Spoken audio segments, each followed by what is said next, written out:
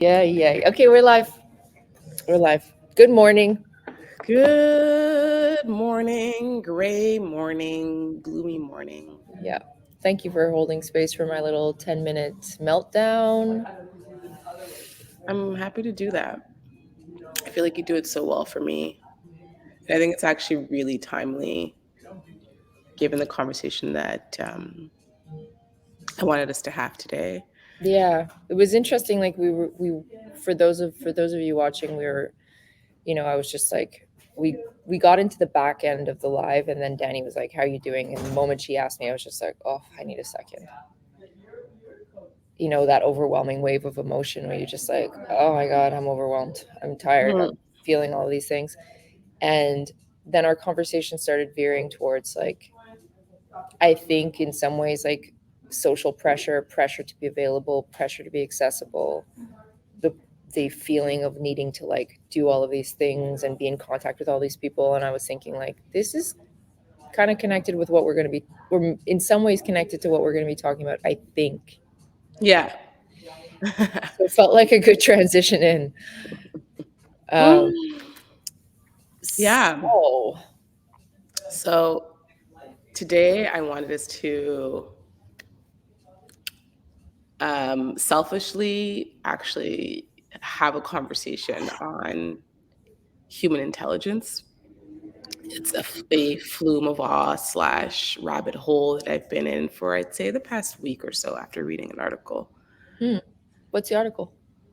It's essentially, whew, it's not a very good one. It's how AI will wipe out 40% of um, jobs d'ici 2030. Wow, And that's fast. yeah, it's pretty fast, and I think we're kind of seeing it now. But then I also read an article that was saying that it's actually costing a lot more to replace humans with robots because Aha. See, robot overlords.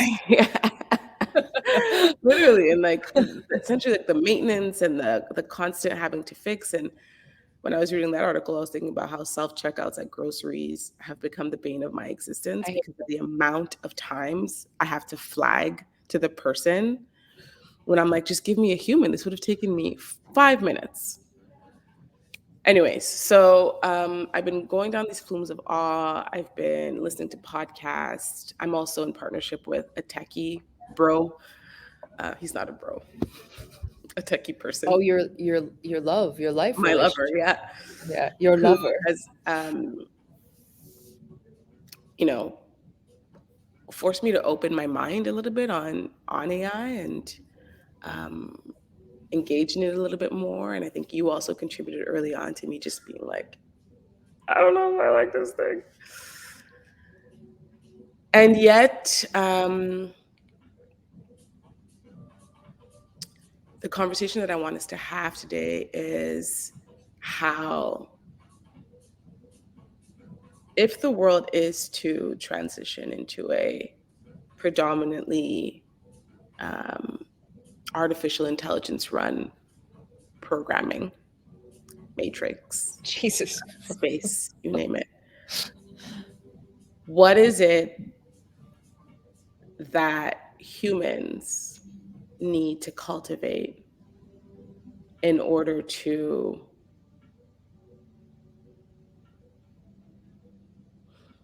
I don't want to say survive because I feel like that seems a little bit fatalist, but how do we continue to exist as humans? What is it that makes us human that will allow us to overcome the challenges and opportunities ahead of us? Mm. So, No big questions, just a just casual little seriously exploration. existential questions. My first question, Oh, wait, that wasn't the first question. no, that was my framing. Do you want to answer that first question though? No, but I was thinking that for context, for listeners, for watchers, Danny and I are not from the tech space. We're not involved in developing AI. Um, we, I mean, for the most part, our work is connected to creating spaces for human beings to human better, I guess, like be in relationship with each other, be more connected to themselves, feel a sense of pause um, and a reconnection with their body, and give people a chance to recognize where they are disconnected. And I think it's really important for us to be thinking about how the things that we're passionate about and the things that we care about will interweave and are already interwoven so in so many ways with AI. But yeah, just some context around the fact that, like, Yeah. for me, AI is this, like, abstract, like sci-fi, I don't know, bald alien chick Yeah, somewhere in the ether. Um, so I haven't wrapped my mind around the specificity of the ways in which AI is going to impact our work necessarily. So this is really kind of an open exploration, I think. totally open exploration. I also think it's not necessarily even in regards to our work. I think in general, the podcasts I've been listening to, my rabbit holing ultimately has led me to an area a vast kind of field of different ways that it's going to impact. And I think it's important for us, to your point, as folks who have been seen as experts or folks who are brought in to lead certain conversations, how having an external kind of technology tool program to be able to do what we do would impact our work. But I don't want us to go there yet. Okay, go. My first question leading up to this was, what do you think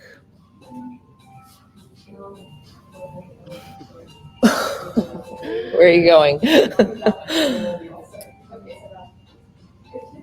is the main difference? Like, what makes artificial intelligence artificial versus human intelligence? Not from a technological perspective.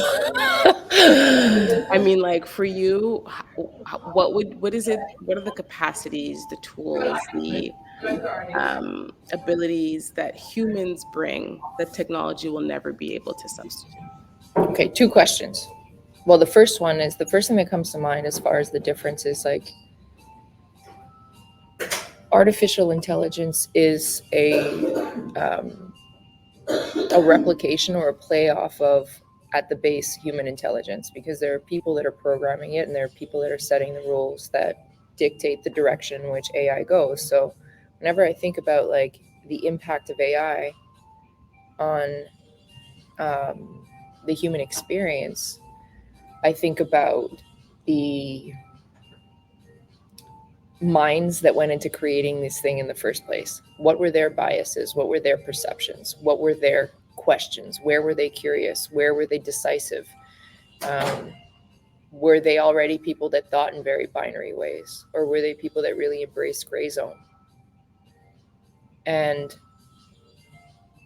especially because you and I are so moved by and inspired by and passionate about the gray zone and the stuff that you can't necessarily put words to. So that part concerns me, and that part is always something that I'm thinking about. It's like, whose mind did this start in? Mm-hmm. And the other thing that comes to mind is, like, the notion that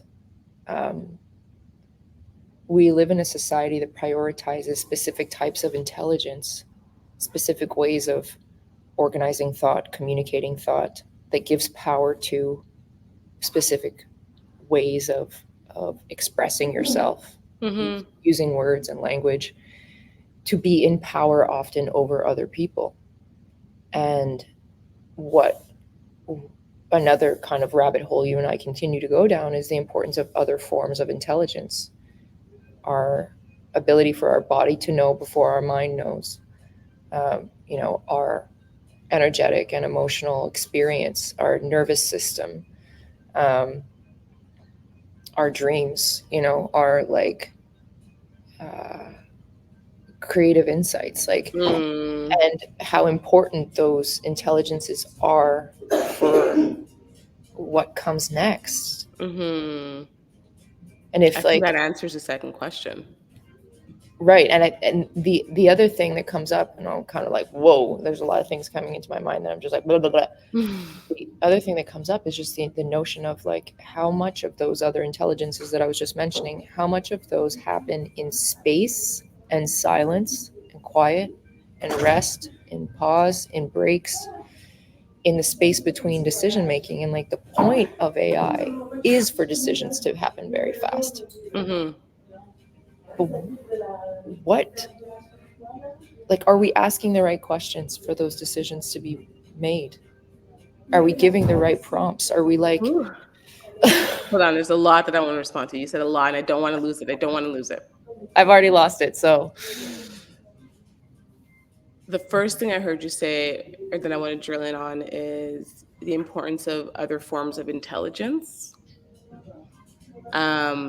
notably the body's intelligence, the spirit's intelligence,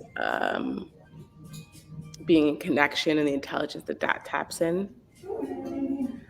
And then, see, I already lost the second point. I knew that would happen. You got to chop it up for me. Oh my gosh, I no, know, I'm wait. sorry. Okay, wait, let me think back. So Um, so the fact that society prioritizes a specific type of intelligence and a specific way of expressing what that intelligence looks like. So language, um, language being a big one, but the way that you communicate and express yourself, I think, was the first thing.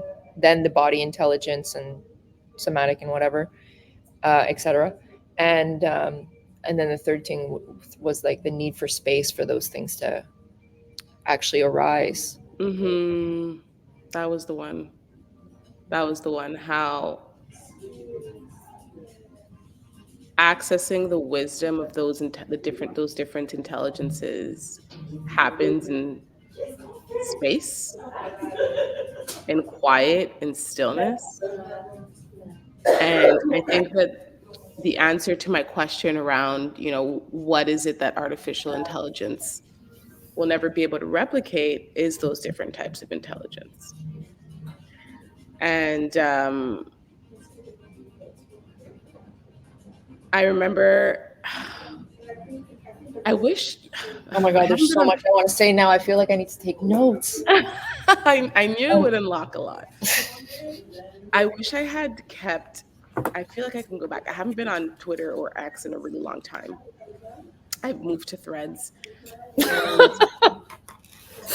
And speaking of tech, and I had tweeted once around how if you rely too much on mental intelligence, you lose access to the other forms of intelligence that your body gives. And how your body deeply, deeply knows. Our bodies deeply knows when something is for us. Our body knows, um, both from a biological standpoint. When we're in danger, our body knows what we need, and cultivating that trust with our bodies and tapping into the body's intelligence um, ultimately unlocks so much wisdom. Wisdom that has not been Intellectualized. wisdom that has not been intellectualized, and wisdom that has not been valued or Mm-hmm. prioritized in under the current systems in which we live. Mm-hmm. And like in the last 200, 300, 400 years, the wisdom of intuition, the wisdom of healing, the wisdom of body care, the wisdom um, of that like abstract life force and spirit that has been pushed to the side in favor of an intelligence that's connected to progress, progress at all costs. And I think, if we are to think or shift into the skills that humans will need to lean into, it will be accessing those different types of intelligence. And, we speak often.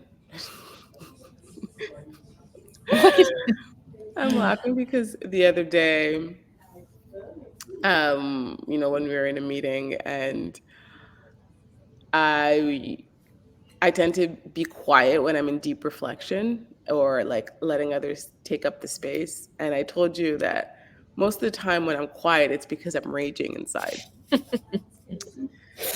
And that capacity to hold my like, oh, this is so uncomfortable, in terms of a leadership skill, has completely transformed the way that I lead or show up in spaces, because it really has allowed me to, um,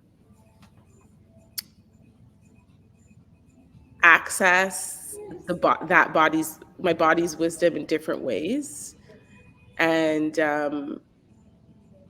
listen better ultimately, listen to others better, quiet my own need and impulse.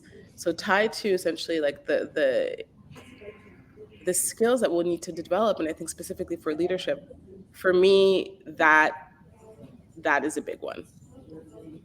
Did that make sense? I felt like that was a bit of a range. It did. I mean, like the pause and the space to listen, and the Mhm. access and the practicing of, or the developing of, a connection to your body and a recognition when you're being triggered, activated. Mhm. One big thing that's coming up for me right now is like, so AI allows us to be extremely decisive very quickly. It increases the speed at which decisions are made, Mhm. and we are under, like, we experience it all the time with our clients and with each other, and just like attempting to, you know, build a business under capitalism. We are under constant pressure to make more rapid decisions, Mhm. and we have to fight that sense of urgency all the time, Mhm. and be aware of when it's showing up for us, because we know the value of slowing down, working more cyclically, taking pauses for listening, you know, connecting as human beings, um, creating space for more creative brainstorming and that sort of thing.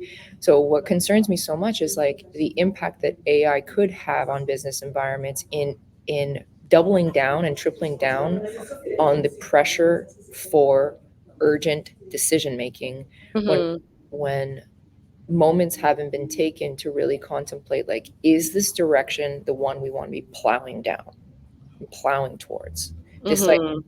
one of what I was saying before, of like progress at all cost. Because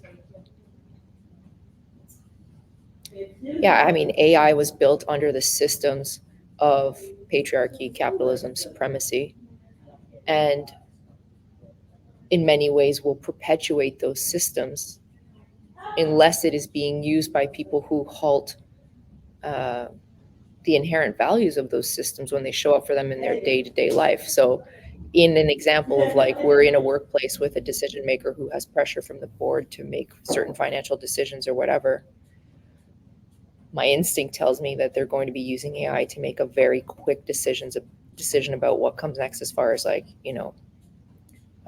what employee needs to be let go of, or what is going to make a better financial decision for the company. And they're going to be Mhm. making decisions under moments of pressure rather than after moments of rest and pause. Mhm. I do. I'm remembering a podcast with, Krista Tippett and, the founder of, Pi, which is a like friendship AI. Oh yeah, yeah, yeah. Do you remember we had the conversation broadly? Yeah. But I appreciated that conversation because Krista and I think his name is Reid Hoffman, um, they both reminded us that oftentimes a conversation around AI can be super binary. It's either like, we are so excited about this and this is going to revolutionize everything, or this is the end of the world. Right.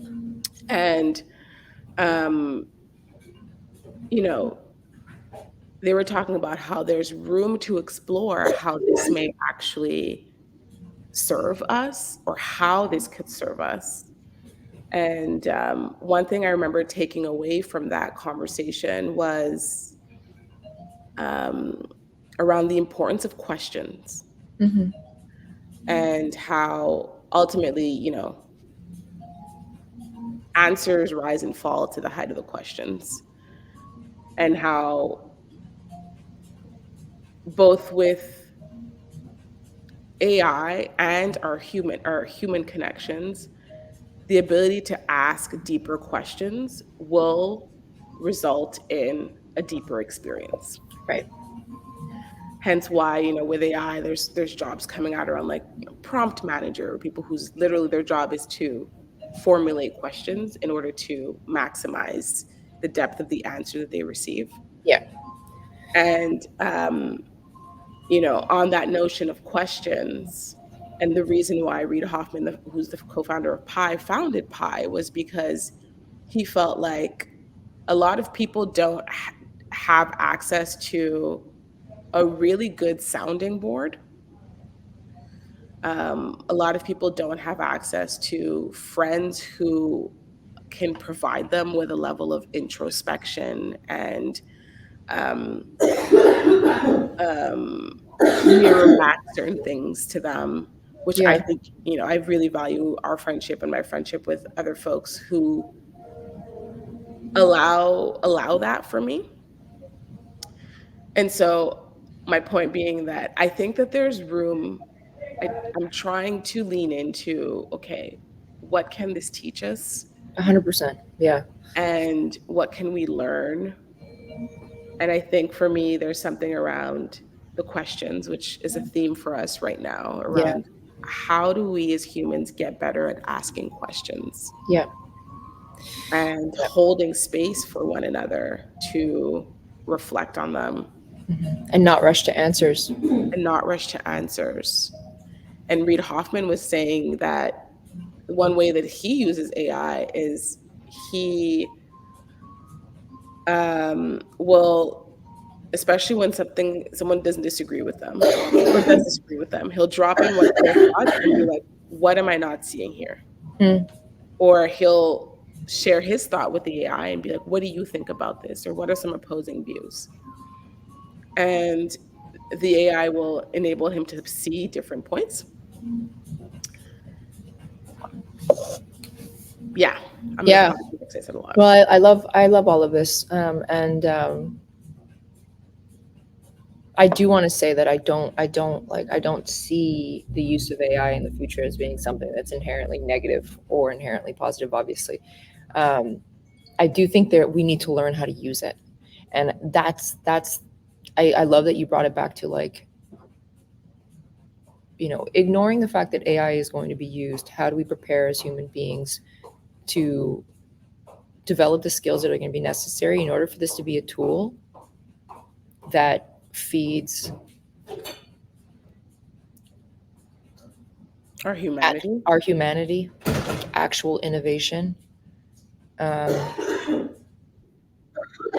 progress that doesn't uh, extract resources, but that is really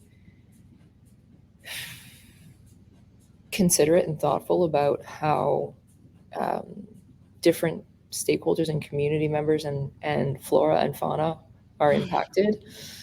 Um, so yeah, let's like reorient the conversation in that direction as far as like, how do we become better equipped? What human intelligence skills do we want to exercise more that will enable a better usage of AI, but also that will Like, what are we going to be able to do as humans when AI is doing the time consuming stuff? Mhm. Which, might be some I had seen this person post about, well, does that then leave more time for leisure? Right. Like if we can save so much time with AI, then how are we ultimately then using that time that we're saving in more fruitful ways?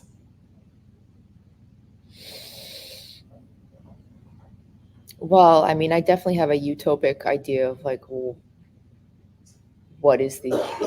I hope we're all aiming towards, but it's like, universal basic income, I knew you would say self-sustaining communities. Um, like everyone as designers, everyone as artists, everyone recognizing their creative capabilities. Uh, that's re- the utopic one. yeah, reconnecting with the land. That's the utopic one. Um, what was the question again? It wasn't a question aimed at you, but you're very Oh, welcome what do to. we do? What do we do with all that? Yeah, Yeah, it I was mean, much more so like, like, what can we well, use our time with? the hope is that, like, when you first said 40%, it's going to take 40% of jobs by 2030. I thought, like, the hope is that those people whose jobs are taken care of by society and have more time to explore and to exercise the strengths and beauty that makes us human. That's the hope. um, Yeah. and like whose jobs are going to be taken, and who is going to remain the what was the term during COVID? Essential Essential. Yeah, workers. yeah. Hmm. Like, does this just perpetuate class divide and power divide? I think that'll be, I mean, I know I'm trying to reframe. Reframe. Take me away I'm from trying to this. reframe. I'm trying to reframe because I've been listening to a lot of Adrienne and she's all about reframing and asking, what if nothing's wrong? And what if things are going exactly as they should be? Okay. Then what? Okay. So, I'll quiet the panic. um, okay, in terms of skills, I'm going to bring us back into that frame. So we said, I think a big one is tapping into other human intelligence um, abilities, asking more meaningful questions. Um, Tied to asking more meaningful questions for me is the notion of connecting with one another at a deeper level. Um, if AI is going to increasingly take the space of humans and is providing folks with a sense of connection and answers, then for me, that begs to ask, you know,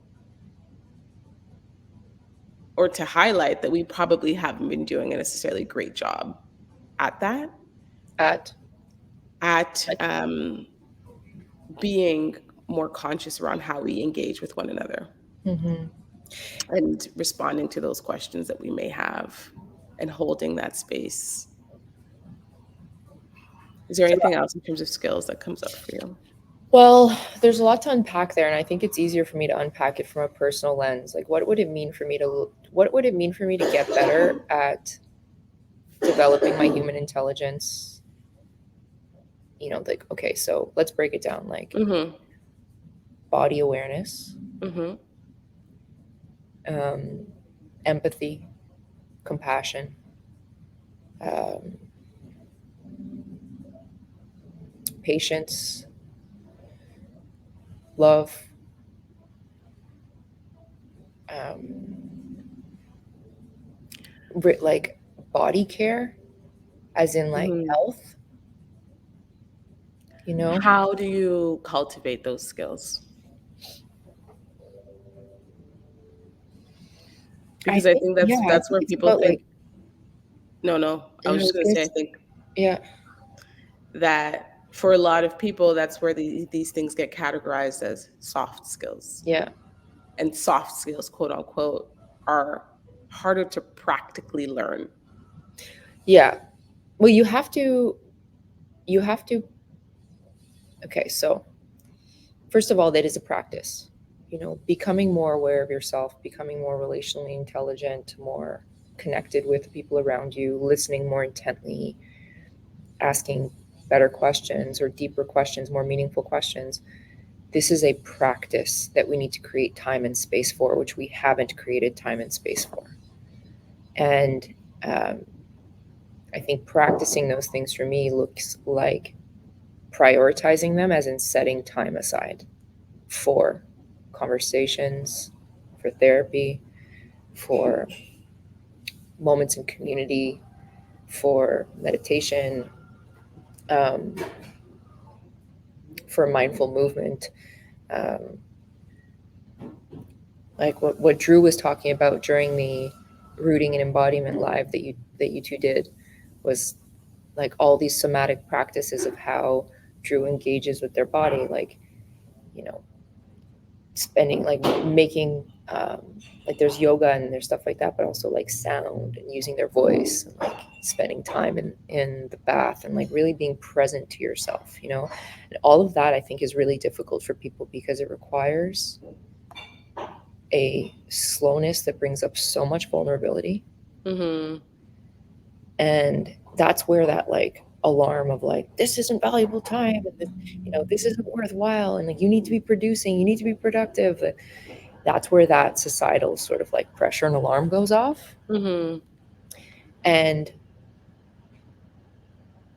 this is going to be a lifelong journey for me of like recognizing when that alarm is going off. You should be doing this. You need to be producing. You need to be working. You need to be in front of your laptop. You need to be picking up your phone. You know, when that alarm goes off, if I can get better at slowing down and being like, what does my body need?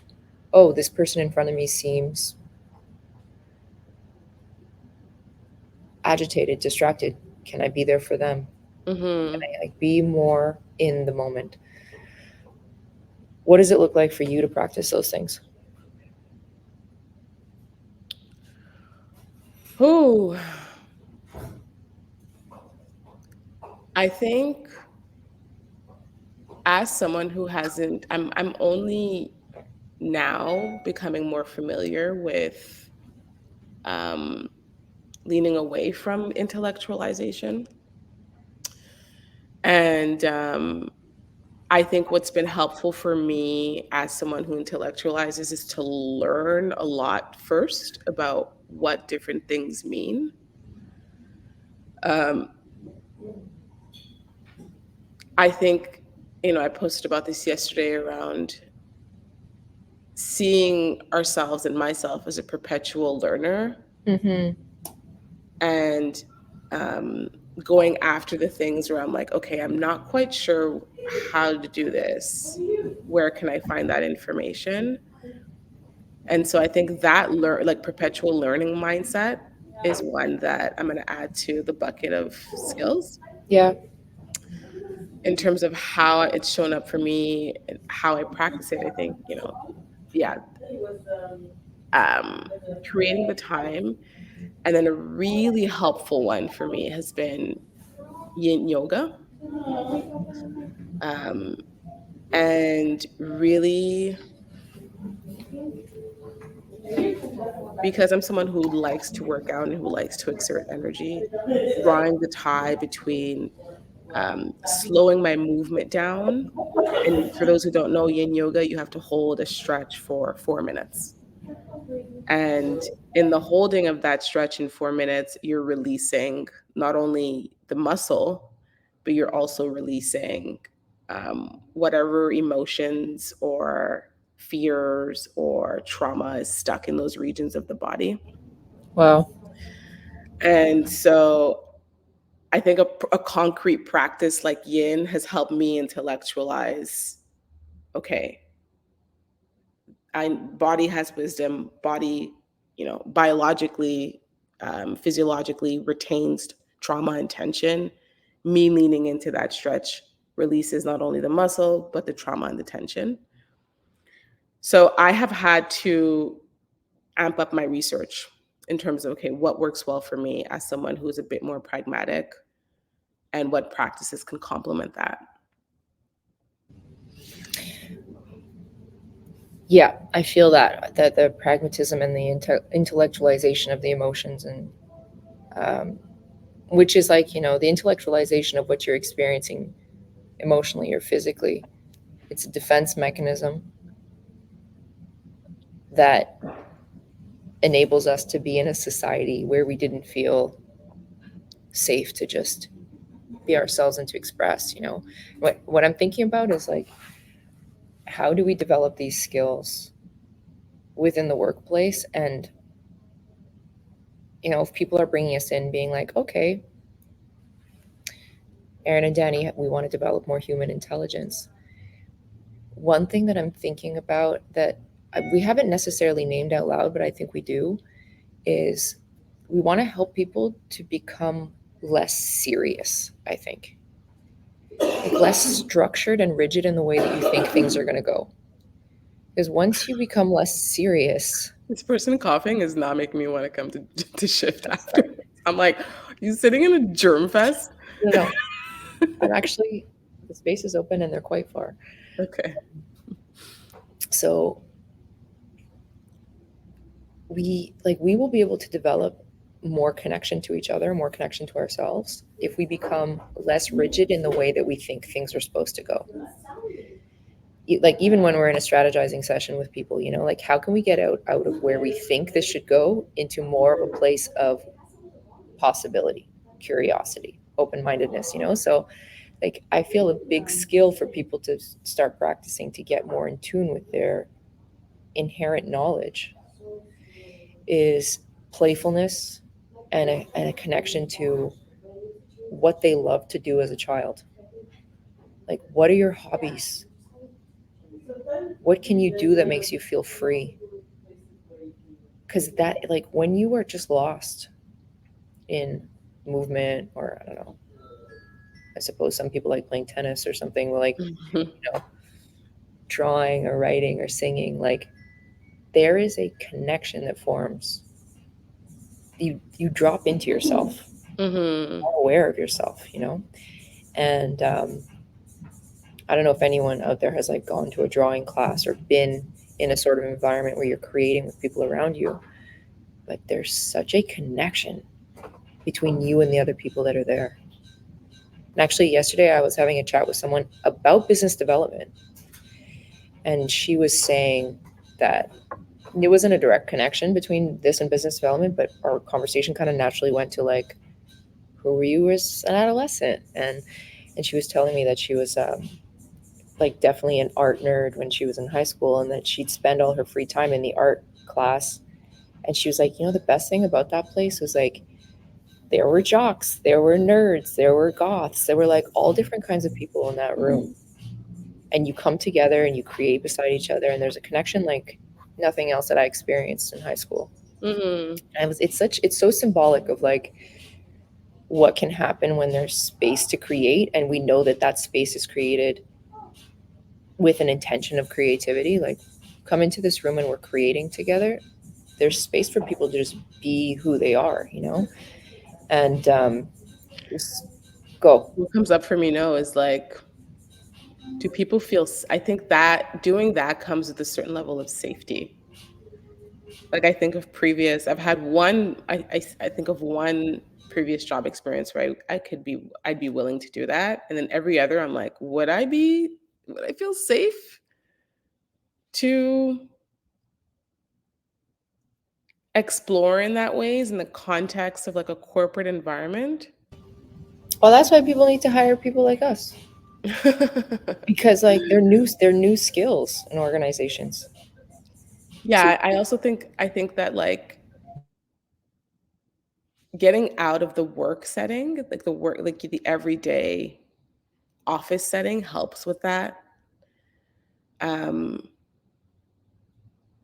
essentially like the physical environment and the preparation and the facilitation of that experience is a big plays a big role in fostering the safety for people to tap into that. I think that for me, the first time I experienced it, it was up north at a staff retreat with a facilitator. We were in nature. It wasn't my direct supervisor. So there was a context there that really allowed me to get out of myself.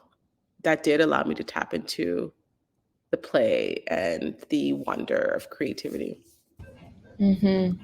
Now, you know what else is coming up for me is like, what is our role as people who want to help folks bring more humanity into their lives, into their workplaces, into the way that they make decisions? Like, you can't dictate how it's going to look for people because every body is different. Everybody comes with different perceptions and experiences and stories. But what you can do is create space and more of an openness to what happens in that space. And it's almost like what you're saying is like the environment where people learn these skills is going to need to be different than what we've experienced because there's a rigidity and a seriousness and an expectation and shoulds that are connected to that environment. Mhm. And our role as we want to help people develop those human skills is like create the space and then a little bit of structure as far as like exercises and prompts, but then magic happens when people relax into the moment. Mhm. And that, not tying it back to AI, like we need time and space to drop into the moment. Mhm. And the for me, AI means rushed. That's how I'm seeing it right now. I know I need to like alter my perspective of that or like explore it more, but it there's a rapidity that I don't feel good about because I know that if we create space for slowness and for like dropping in, that that's where amazing things can happen. Mhm. I think there's a benefit to the rapidity for certain things. I think Um, your point about cycles, I don't think you said it while we were live, but I think that's like connected to what. Go, sorry, I shouldn't have cut you off. no, no. Yeah, I'm going to mute myself. I was thinking that I think,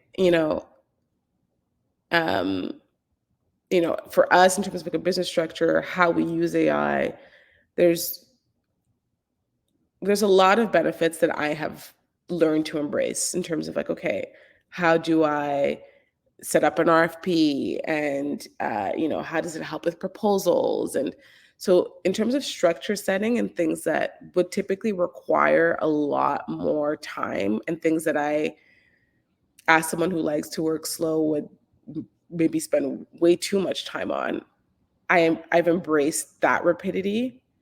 And then I think that what you're saying is the importance of um, the slowness and the pause and the intention that needs to come in the decision making or behind the decision making.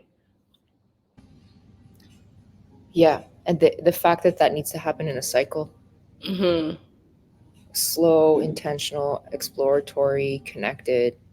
Okay, now we have the insights that we need. What are the decisions? Hmm. Um, this makes me think of astrology. And this is something I've told you many times. But I had an astrologer read my moon chart. For people who don't know what that is, happy Googling. Um, and so I'm a Capricorn sun, which means I was born under the sign of Capricorn. But I have a Pisces moon, which means the moon was in Pisces when I was born. Anyways, a Pisces moon is very, very emotional. A Capricorn sun is much more structured and like rigid and determined and like authoritarian and a little bit um, paternalistic, honestly. But anyways, the astrologer told me, you need to use your Capricorn sun to create structure and moments for your Pisces moon, meaning use your ability to create structure in your calendar to make time and space for your more emotional, creative self to show up, and don't give it any guidelines. Let the Pisces moon show up as it needs to show up. Do you need rest in that moment? Do you want to draw? Do you want to go for a walk? Do you want to go look at the water? What do you need in that moment? And if you set aside the time and trust that the structure will hold whatever needs to be held, then you'll be surprised by what happens, you know? Mm-hmm. That's a good, it's 40, we're at 45. So that's a good like round off segue in terms of using AI to maybe set the structure, and then the slower pauses for connection to breathe life into the plan. Breathe life, breathe feeling, breathe magic, breathe curiosity, breathe all the stuff that we're here to do as human beings. Mm-hmm. How do you feel this conversation went? I feel like it went in the direction of our moods, which is a little bit ecstatic and all over the place, but always with some gems. So are you satisfied? I'm satisfied, yes. Okay. I feel like we need to drop some links for people. You mentioned the On Being podcast. You mentioned Adrienne Marie Brown. Oof, I mean, that's just a podcast and completely irrelevant for me. But yes, I'm happy to. Anything Adrienne, essentially. Yeah. You mentioned the name of the person on the On Being podcast. Reid Hoffman, Pi. Yeah. I'm happy to compile a little list. Yeah. And once again, for those of you still with us and wondering what our banner is about, The Seed is our first online program in which we're attempting to blend. We are blending online learning around the concepts of inclusion, diversity, equity, access, and social impact with a lot of interpersonal and personal learning and development, where you're spending time reflecting, connecting with your body, connecting with each other, in relationship with each other as you learn these concepts and imagine what your life, what your community, what your work, what our societies could look like if we were to lean, when we are to lean towards practices of more equity. So do you want to say anything else about The Seed? No, that was beautiful. We love to talk about questions, imagination, the importance of space holding, the importance of rest and pause and feeling into what you're learning. And we fundamentally believe that spaces for these sorts of conversations helps us all to integrate in a really, really fast-paced world where we're consuming a lot of information that impacts us even when we feel like it doesn't, you know? So join us for The Seed, March 4th, March 4th to April 4th. All over the place. Message Danny or I if you want more info. And see you next week. Thank you. Thanks for guiding this, Danny. I love the questions. Thank you for leaning in. Yeah. I was nervous. This is scary. It's a scary big topic. It's a big topic. Yeah. Okay. Bye, everyone.